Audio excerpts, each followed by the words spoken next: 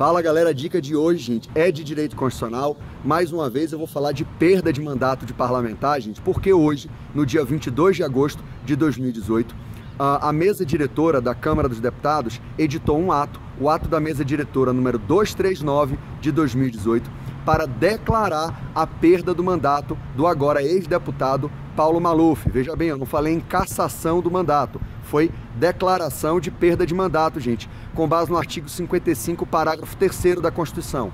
Como isso, gente? Na ação penal 863, o Supremo Tribunal Federal, em 2017, condenou o Paulo Maluf a 7 anos de reclusão em regime fechado. E na ação penal 694 foi o primeiro precedente, tá? E a gente comentou isso nas nossas videoaulas, que em regra, gente, uma condenação criminal de deputado federal ou de deputado distrital leva a uma hipótese de cassação de mandato, que ainda teria que passar por um processo de cassação, né, para ser deliberado em plenário, com maioria absoluta, voto aberto.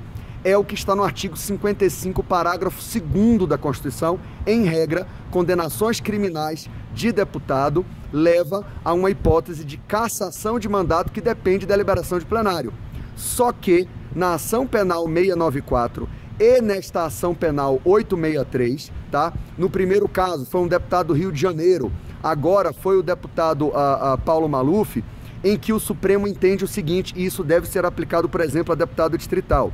Se a condenação criminal transitada em julgado for a um regime fechado, que o próprio judiciário perceba que da condenação o deputado vai acabar perdendo mais do que aqueles 1/3 das sessões ordinárias da sessão legislativa, né? Que seria então você pegar a sessão legislativa, quando o indivíduo falta a 1/3 parte dessas sessões ordinárias, ele tem a declaração de perda de mandato com base no artigo 55, parágrafo 3º da Constituição Federal.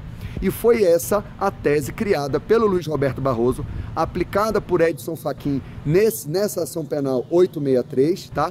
Já era o leading case, o primeiro processo foi a ação penal 694 e, portanto, se o deputado for condenado a regime fechado e que isso venha a gerar uma pena maior, né, ou de muito tempo, que leve ele a perder, o próprio judiciário vê que ele vai perder 1/3 das sessões ordinárias, seria próximo de 120 dias, tá, em um ano, isso leva a uma declaração da perda de mandato pelo próprio judiciário.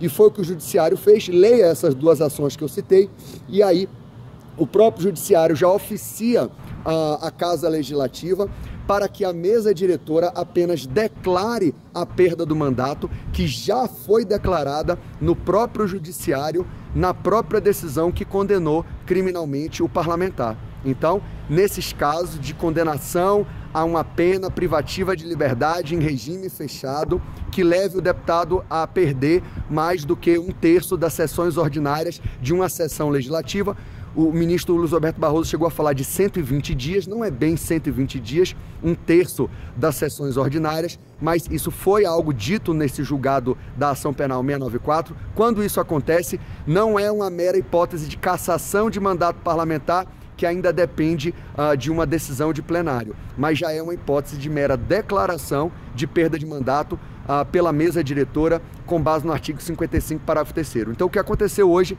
já era de conhecimento de vocês, pelo que a gente estudou nas videoaulas, nas ações penais 694, depois na 863, que foi a que gerou a perda do mandato de Paulo Maluf agora, tá bom? Fique ligado para você acertar isso na prova, gente. Um abraço, tchau!